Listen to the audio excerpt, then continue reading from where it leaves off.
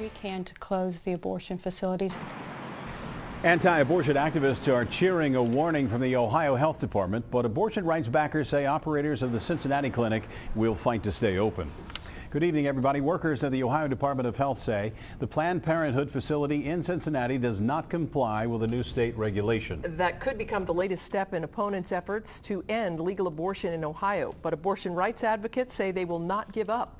Local 12's Jeff Hirsh joins us now from the newsroom with the latest round in the ongoing abortion battle. Jeff.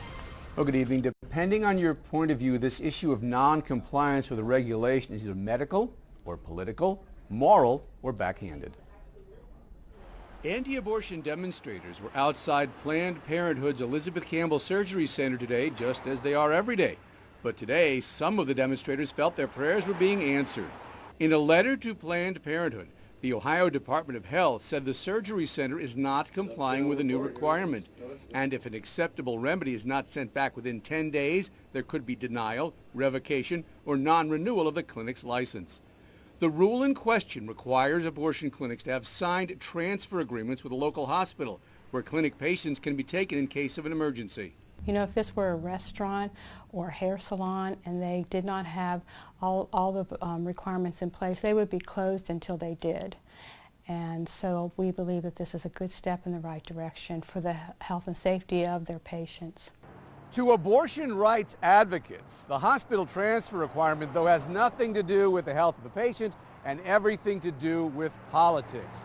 The requirement was slipped into the state budget last year by the conservative Republican majority. And here in Cincinnati, hospitals either don't want to get involved with a political hot potato or they're Catholic hospitals, and they're certainly not going to do anything for Planned Parenthood.